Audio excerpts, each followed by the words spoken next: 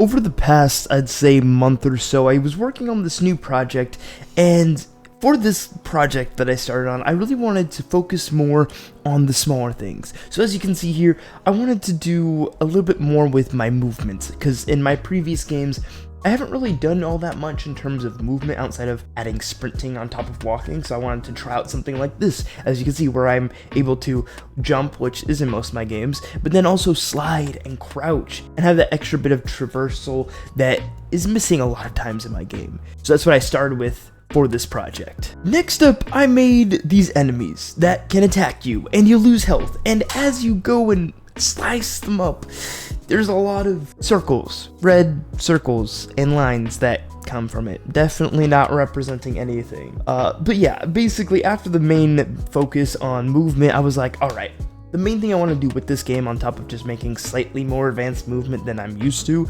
is I want to do something with like melee sword combat. And that's what I've got here. You can just go up, you can swing the sword around. If it hits the enemy, you know, it has the hit effect, and then you shows how much health you have. And if you take out all the health, which is right above them, then they die and they explode, and it's a bit gory, you may say, and you know, fair enough. It is a little bit on the gory side, but let's get to the next part. I kept going, however, and I wanted to mess around with different types of enemies and coins as well. So now you're able to, you know, chop up the regular enemies, as brutal as that may sound, and then there's a little green one with the coin that you can slice them easy. You actually different code for the coin carrier, and what's interesting about that one is it's able to run away from you. That's the whole premise. It runs away with you with the coin, and you have to like hunt it down. It's a lot faster than the other enemies, and then it drops a coin. I also did a little target dummy practice here, and then the coin itself, you interact with it, and then some coins go flying around. It's pretty simple, but I just wanted to add a little bit more variation compared to just slicing the enemy. You see though, I wanted to make some slight changes because I've been doing some thinking. So all of what I was just showing you was roughly about a little less than a month ago. And then as of a few days ago, I picked up on the project again because I took a break to work on a game for my girlfriend, which I'm making a video on, or I've already released. You can go check that out in the link in the description if you want to. And then I came back to this, and I wanted to come back to it with a different perspective and change some things around. Basically, I was thinking, you know what? I don't know if I really want to make this game that gory. I've been really thinking, like, you know, I want my games to have a better message, a better meaning, I suppose, but still keep it fun. And I feel like just having that amount of, like, gore, because, like, the way that it is, like, sure, it's nothing crazy. It's some red circles and some lines that attach to it. But if, you know, the game goes further and I add more detail and stuff, it's like, okay, what's the point of making it so gory? Like, sure, it was nice at first because it added that impact, that much needed impact when swinging the sword at an enemy in the game.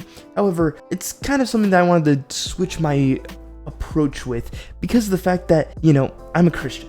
I want to show more of those Christian values and implement that into the game, and I just felt kind of off by making it so overly brutal just for the sake of it. So then I wanted to think of different ways to go about it. Maybe, as you can see here, I wanted to change it and see, like, okay, maybe instead of killing enemies, you know, you save them. So then you can see here, there's all these enemies in this, like, test scene, and they're surrounded with this purple cylinder. And what's interesting is if you hit it, you know, you have the little hit effect. It's not as extreme or anything, but then you can see it breaks through a little bit, and you can see the actual enemy themselves.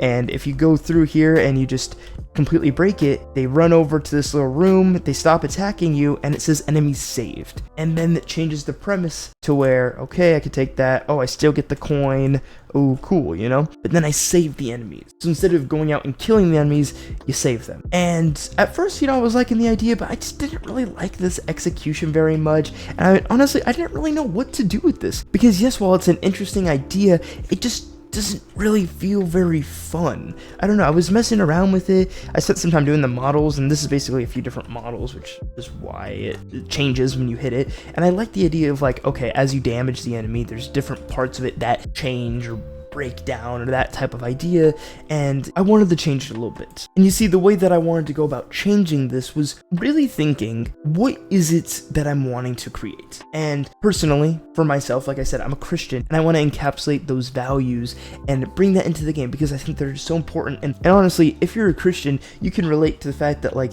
you kind of understand what you're called to do from the Bible. And in the Bible, Matthew 28:19, it says, "Go therefore and make disciples of all nations, baptizing them in the name of the Father and of the Son and of the Holy Spirit." That is known as the Great Commission. And basically, that's the purpose for being here. If anybody wonders, like, okay, like, what's my purpose? Well, for a Christian, our purpose is to go and teach other people and spread the gospel, spread the good news, you know? And that's the point, you know, it's making disciples and teaching people and baptizing them and helping to lead them to that salvation. That's what we're called to do. So with that being very plainly expressed in the Bible, what we're meant to be doing, I wanted to not just have my whole purpose for making games just to be like, okay, I'm gonna make something and just do whatever and not really have a strict like mission statement. But now, after really thinking about it, and after I made a game for my girlfriend and talked to her and really heard what she told me, and I've been thinking, I want the whole reason that I'm making these YouTube and to make these games to all lead back to Christ, because that is by far the thing that matters the most out of anything.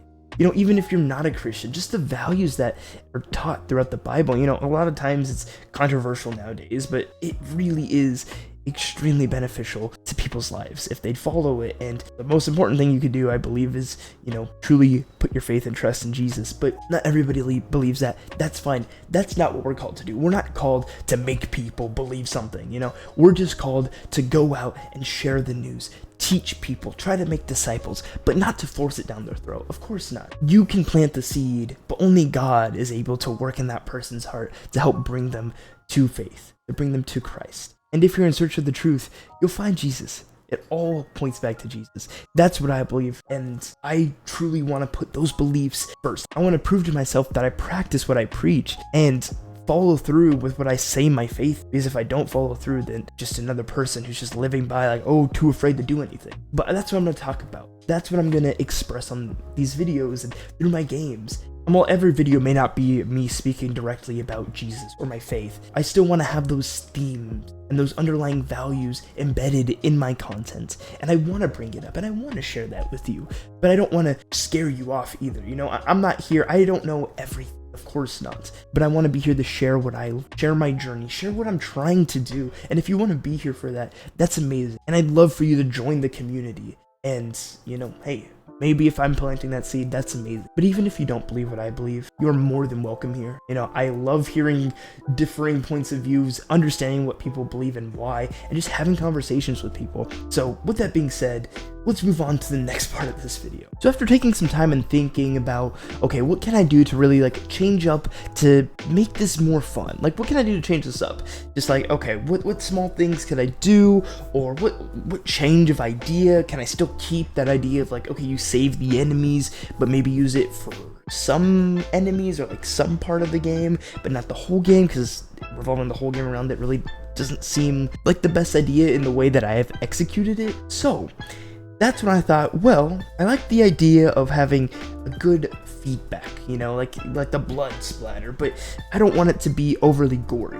And at the same time, I still want it to more so represent the values that I have. I want to have something more fantastical. And that's when I came up with the idea of like, what if I did skeletons? What if I made the main basic enemy skeletons? And maybe to change the idea of like, okay, why is there skeletons?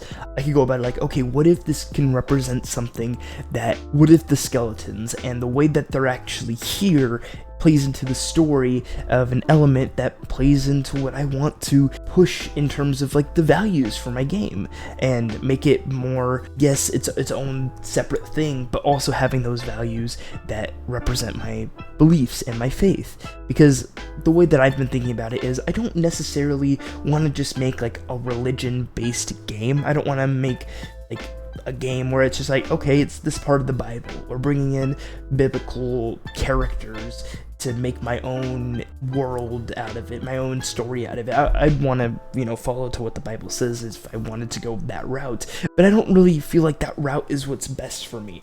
I think the route that's better for me, at least at this point, maybe I'll change my ideas with this, my thinking with this, but as of right now, I think the best way of me going about it is, yes, take those biblical values, those values that I hold near and dear to my heart and think are very important, and incorporate that, and along with other things that could bring people back to Christ and have it still be centered around him, even if the game isn't just about him specifically, but still having the essence of him there in the game. So by that, think of like different popular movies or TV shows or books that have those underlying themes but aren't the actual thing itself. I think Narnia is a really good example because that has those themes, and it's basically like very similar with the characters, like, okay, the lion represents Jesus and that type of stuff. But even more than that, I think other movies, which may not be inherently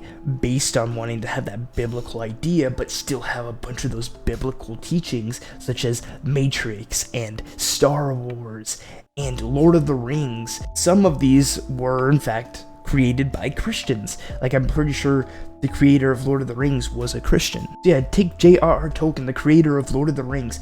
He was a devout Catholic, and he went and created Lord of the Rings, which it still has those underlying values, which is so important. And that's kind of where I'm wanting to fit myself in. Yes, I think it would be amazing to play Bible-themed games, Bible-inspired, like created, like stories from the Bible in game form. I think that would be really cool, honestly. And I think there are some studios that are out there doing that. But I feel like for my place, that isn't it. That just doesn't, I don't think that's my place. I don't feel called to be doing that type of thing.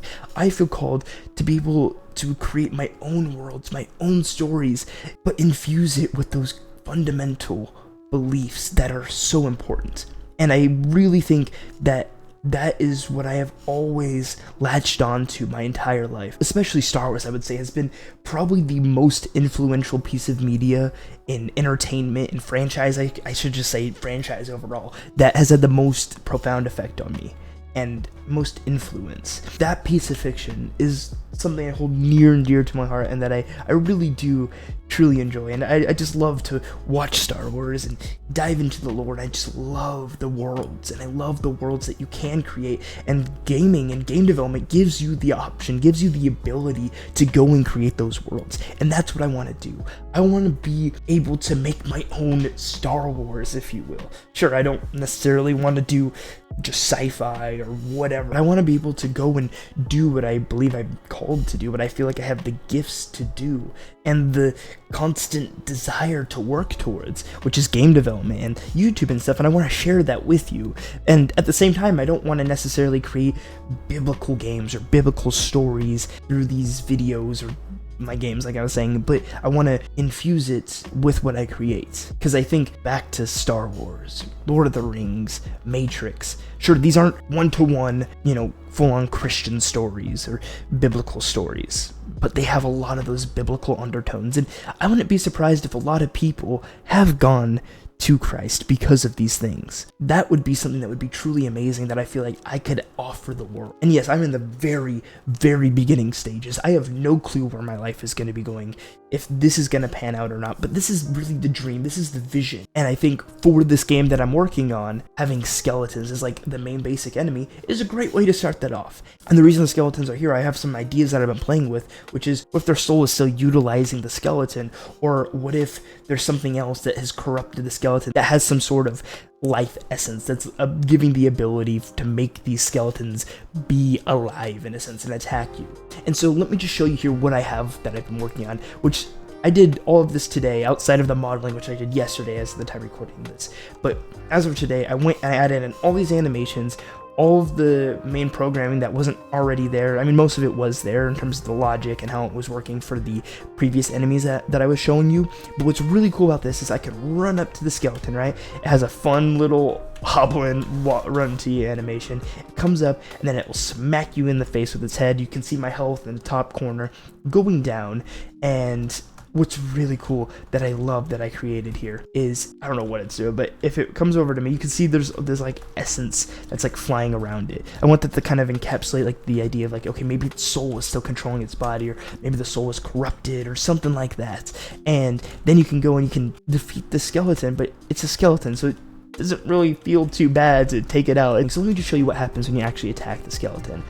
Boom. You hit it, and a piece of the bone just goes flying. One of the bones goes flying. You hit it again, another one. That's the head. What's cool is there's all these different, bones of this body, of the skeletal body, and I don't think it can get me if I'm here. Maybe it can. But what's really cool is it picks from a list, and whatever you hit, it adds the force to it. It goes flying, and then if I hit it one more time, you can just see the like soul of it ascends upwards. Where is it going? I think it could be a really cool future element to play with. And then what's also so cool is it just breaks apart. It just falls to the ground, crumbles back to just boom. I think it could be really cool if like, okay, something's controlling this, some sort of foreign element. Maybe like the idea of like, maybe these once people are here now, and they found this element that corrupted them, and it was just so good, so desirable that they just couldn't leave it, but it was slowly killing them until it finally did kill them, and it overtook them. Now they're here, just skeletons being controlled by the thing that ended their lives. And the way I think about it is like sin. Sin is very pleasurable in the moment, but it leads to disastrous outcomes. The wages of sin is death. Kind of that idea. And I think that I don't know exactly if I'm going to do that, but something along those lines I think is really interesting. And you can see there's like these ramps here, or a few platforms and one ramp. And when I killed that enemy, it had made that ramp appear. And if I just killed this one, you can see it's different bones that fly off, and then at the end, when you defeat it, it just goes flying. And then one more time, I just want to show the emphasis on like the soul leaving, or the spirit, or something like the element, the corruption leaving, something like that. So then you fight it off, and then you can see it flying off and then disappearing. I really love how I did that. And then boom, each one I killed makes one of these slopes appear. This is just for testing for like level progression type of thing.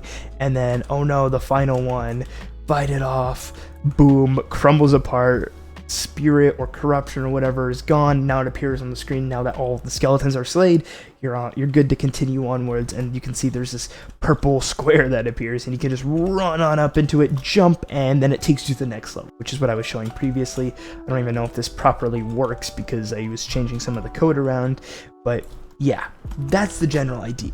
But yeah, overall, this is my melee-focused, story-driven type of game, maybe with some puzzles thrown in there that I want to do. I want to make this game very small, but I want to potentially sell it depending on how big of a game I make it. And if you want to be here to see the continual development of this game, then be sure right now, scroll down, subscribe. Without a doubt, you got to do that so that you can keep up with the progress, and see what's going on. And if you want to go a step further, go ahead and join the Discord. Talk with me. Share your progress. Are you working on something? I'd love to hear. Start conversations. I'm going to keep showing progress updates on there and, sharing that. And one last thing here before I end this video. If you want to financially support me, which by no means do I want you to feel pressured like you have to or anything. This is fully optional. But if you did, you can go down below. There's my Ko-Fi page, or Ko-Fi, whatever it's called. I don't know the proper way to pronounce it. I've heard it a few different ways. It's basically equivalent to Patreon, where you can pledge or subscribe for like a certain amount and become like a member, I have one tier. You don't really get a whole bunch. It's more just to be like, hey, I just want to show my support. Your name will be at the end of videos, and you get like a special Discord role I think I have set up, and just some small stuff there. But if you wanted to show that financial support, I appreciate it so much. And ideally, my plan moving forward is I'm able to build up this channel, God willing, and work on this game and build up this game, God willing, and create this community of people who are interested in what I'm working on, and bring people to Christ if possible. And overall, I just want to make it so I can make enough money from this to where I'm able to quit my job and pursue this full time. Because I believe if this is something that I'm called to do, if I have these gifts per se, or this affinity for game development and YouTube, and I can use that to, one, just create really cool things, but more importantly, bring people to the most important thing, which is Christ, then that would be truly a dream come true. And I believe that if I work at this like crazy, I can make that happen with your help, and more importantly, God's help, because everything comes from God. So if you want to be a part of that and you want to help see what I can become with this, then you can go down below and financially support me, or just subscribing would help out so much. And I'm truly so thankful for all your support. Just watching this video, especially this far in, means so much. This is a bit of a longer one. I'll probably make the future ones a little bit shorter, but I truly am so grateful. Just want to say thank you, and all thanks to God for giving me the opportunity to create what I can and have the inspiration that I have, and to serve him the best I can. That's why I'm doing all of this. So if you want to be a part of this journey, you have all those different options if you want to, or you could just keep watching the videos, you know? Either way, I truly appreciate it, and I hope to see you in the next video. Thank you so much. God bless.